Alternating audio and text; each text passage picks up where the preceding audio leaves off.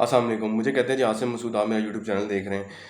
आज हम बेसिकली बात करेंगे पाकिस्तान के एक बड़े इम्पोर्टेंट सेक्टर जिसमें बहुत सारे लोगों की लाइफ को चेंज किया और जिसने बहुत सारे जो हमारे लोग थे जिनमें कुछ हमारे ऐसे तबके से ताल्लुक़ रखते हैं जो बिल्कुल निचले लेवल के ऊपर थे, उनके ऊपर जो है वो काफ़ी ज़्यादा इम्पैक्ट डाला, उनकी लाइफ को चेंज किया है। मैं आज बात कर रहा हूँ पाकिस्तान में रियल स्टेट सेक्टर की। पाकिस्तान में इस टाइम के ऊपर रियल स्टेट सेक्टर जो है वो इतना शदीद जो है वो इश्यूज़ में घिरा हुआ है कि वो जैसे ये गवर्नमेंट चेंज हुई और नई गवर्नमेंट आई तो उसने इतने ज़्यादा टैक्स लगाए कि उस टैक्स का इम्पैक्ट जो है वो इतना शदीद किस्म का इस सेक्टर के ऊपर पड़ा कि इस टाइम के ऊपर सारे इन्वेस्टर्स और जो एंड यूज़र है वो बहुत ज़्यादा जो है वो इश्यूज़ को फेस कर रहा है। अच्छा, अब एंड यूज़र इश्यूज़ को क्यों फेस कर रहा है कि टैक्स बहुत ज़्यादा लग गया है। अब इन्वेस्टर डेफिनेटली इन्वेस्टमेंट करता है, उसको होता है यार मैं चार पैसे बचा लूँ। लेकिन पाकिस्तान का जो ये वाला सेक्टर है, इस सेक्टर के बारे में कहा यह जाता है कि लोगों को रातों रात अमीर करता है। ठीक है, इस सेक्टर के बारे में कहा यह जाता है कि ये लोगों की लाइफ चेंजिंग सेक्टर है। आपकी एक छोटी सी डील आपकी लाइफ को चेंज कर देती है। लेकिन मुहर्रम के बाद जो है वो, अगर हम थोड़े से पीछे जाएं मुहर्रम से पहले और थोड़ा सा हम जो है टैक्स, जब ये बजट आया उसकी बात करते हैं, तो इस बजट के आने के बाद बहुत ज़्यादा टैक्स में चेंजेस आई जिसमें बहुत ज़्यादा जो है वो गेन टैक्स की मद में टैक्स लगे। इसके बाद जो है फाइलर्स एंड नॉन फाइलर्स की जो रेशोज़ थी उसको बढ़ा दिया गया और उस सारे टैक्स ने जो है पाकिस्तान की रियल स्टेट को शदीद किस्म का धचका दिया है। इस टाइम के ऊपर सारी सोसाइटीज़ में, आप जितनी बड़ी सोसाइटीज़ हैं, इस्लामाबाद की हैं, लाहौर की हैं, आप मेरी सब जगह बात हुई है, मैंने सब लोगों से कंफर्म किया है कि इस टाइम के ऊपर जो रियल स्टेट है वो शदीद किस्म का जो है ना वो डाउनफॉल है।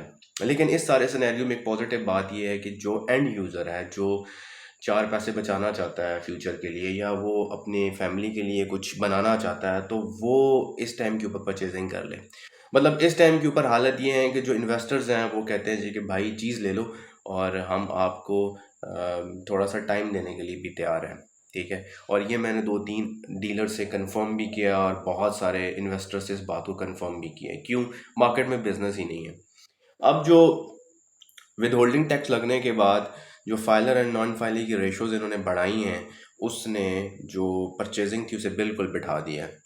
थोड़ा सा देखने में आया था जब पिछली गवर्नमेंट ने कुछ लोगों को जो अपना घर स्कीम में, नया घर स्कीम और अपना घर स्कीम में जो है वो लोगों को लोन्स देने स्टार्ट किए थे, तो उसमें ये हुआ था कि जो घर जिनकी रजिस्ट्री हो सकती थी उनकी जो वैल्यू थी वो अच्छी खासी बढ़ी है। ठीक है, क्योंकि डिमांड्स बढ़ गई थी। ठीक है, और डिमांड्स बढ़ने की वजह से जो है वो रेट्स में भी इंक्रीज़ आया। लेकिन इस टाइम के ऊपर जैसे ही जो है वो 31 अगस्त तक सुनने में आ रहा है कि वो बिल्कुल बैन है, तो इसके बाद जो है वो बैन आपको भी पता है स्टेट बैंक की तरफ से है। तो उसके बाद जो है वो हालात ये आए हुए हैं कि इस टाइम के ऊपर जो प्रॉपर्टी है वो अपने बिल्कुल बिलो द लेवल के ऊपर चल रही है और इस सारे सिनेरियो में जो इन्वेस्टर है वो शदीद परेशान है।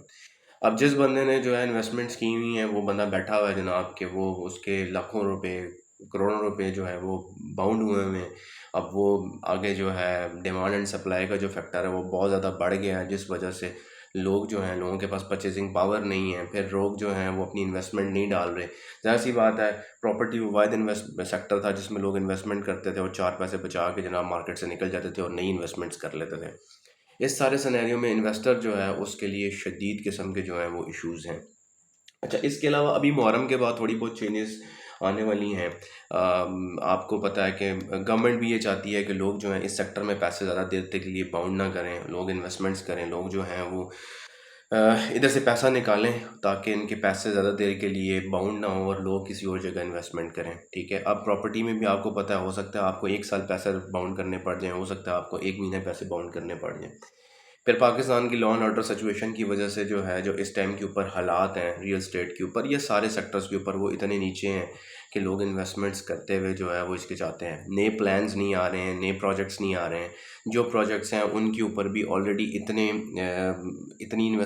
बाइंग एंड सेलिंग नहीं हो रही है, इतनी परचेजिंग नहीं हो रही, जिस वजह से जो है वो एक कॉमन इशू बन गया है तमाम सोसाइटीज़ के लिए। मेरी तमाम सोसाइटीज़ में जहाँ जहाँ वाक़फ़ियत थी या जहाँ जहाँ जान पहचान थी, मेरे लोगों से बात हुई है, सबका एक जैसा हाल है। मतलब जो प्रॉफिट 100% पे जा रहा था वो डाउन होके 30%, 40%, इवन 20% तक आ चुका है। ठीक है, लेकिन इस सारे सिनेरियो से निकलने के बाद गवर्नमेंट्स को थोड़ी सी रिफॉर्म्स करनी पड़ेंगी, अदरवाइज़ इस सेक्टर में जो बहुत सारे लोगों का जो रोज़गार इससे अटैच है वो ख़तरे में पड़ सकता है। लेकिन अगर आप जो हैं वो थोड़ा सा इस गवर्नमेंट से पहले की बात करते हैं, तो इस गवर्नमेंट से पहले जो था वो अच्छी खासी रिफॉर्म्स हो रही थी। प्रॉपर्टी जो थी वो अपनी जो रूटीन के ऊपर अपना जो बिज़नेस कर रही थी। लेकिन इस गवर्नमेंट ने आने के बाद जब टैक्स लगाए हैं और दबा के टैक्स लगाए हैं, तो लोग जो हैं बिल्कुल चुप करके बैठ गए हैं। जिसकी जहाँ इन्वेस्टमेंट पड़ी हुई है वहीं पे पड़ी है, वो इन्वेस्टमेंट नहीं कर रहा। लेकिन इस सारे सीन में, इस सारी सिचुएशन में सबसे ज़्यादा जो इफेक्ट हो रहा है वो हो रहा है मिडल मैन। ठीक है, अब मिडल मैन को सबसे ज़्यादा प्रॉब्लम हो रही है। अब मिडल मैन जो है वो, उसके पास क्लाइंट्स की कमी है और वहाँ से इन्वेस्टर्स ने जो इन्वेस्टमेंट की है उससे नीचे देने के लिए वो तैयार नहीं है। तो इस सारे सिनेरियो से बचने के लिए गवर्नमेंट को अपनी जो टैक्स रेगुलेशंस हैं इसके ऊपर थोड़ा सा फोकस करना पड़ेगा, इसको थोड़ा सा रिवाइव करना पड़ेगा, ताकि जो है वो ये वाला सेक्टर दोबारा जो है वो अपनी पटड़ी के ऊपर चल पड़े। लेकिन पाकिस्तान का जो ये वाला सेक्टर है, जिस सेक्टर के बारे में कहा यह जाता है कि ये लोगों की जो है लोगों की लाइफ्स को चेंज करता है, लोगों की ज़िंदगियों को बदल के रख देता है बिल्कुल, और ये बिल्कुल गलत बात भी नहीं है। तो लोगों ने इसको as a part time join किया हुआ था। लेकिन इस सारी सिचुएशन के बाद इस टाइम पे इन्वेस्टमेंट्स पाकिस्तान में रियल स्टेट्स में होने के लिए बिल्कुल भी नहीं है। बाकी कंस्ट्रक्शंस के ऊपर भी इतनी ज़्यादा इन्वेस्टमेंट नहीं हो रही है जितना कंस्ट्रक्शन मटेरियल महंगा हो गया है, क्योंकि मार्केट में आपका जो परचेज़ करने वाला ही कोई नहीं है। तो पाकिस्तान के इस सेक्टर को इंक्रीज़ करने के लिए थोड़ा सा जो है वो रिफॉर्म्स करनी पड़ेंगी। टैक्स रेगुलेशंस के ऊपर थोड़ी बहुत जो है वो इनको तवज्जो देनी पड़ेगी, ताकि ये वाला सेक्टर दोबारा अपनी जगह से उठ सके। लेकिन लेकिन लेकिन इस सारी सिचुएशन में जो एंड यूज़र है इस टाइम के ऊपर, उसके लिए टिप ये है कि वो अगर परचेजिंग करता है, ये टाइम उनका है। आप इस टाइम परचेजिंग करके रख लें। अगर आप में सब्र है, सब्र प्रॉपर्टी में करना पड़ता है। आप अगर सब्र करते हैं तो आपको इस साल के एंड में थोड़ी सिचुएशन बेहतर जब होगी, डॉलर थोड़ा सा नीचे आया अगर, तो अगर वो स्टेबल हुआ, तो फिर जो है प्रॉपर्टी हमारी दोबारा जो है उसमें थोड़ी बहुत जो हमें बाइंग एंड सेलिंग देखने को मिलेगी। तो मेरे चैनल को लाइक एंड सब्सक्राइब कर दीजिएगा। हम मिलते हैं जी एक नई इन्फॉर्मेशन के साथ, नई वीडियो के साथ। अपना बहुत ख्याल रखिएगा। अल्लाह हाफ़िज़।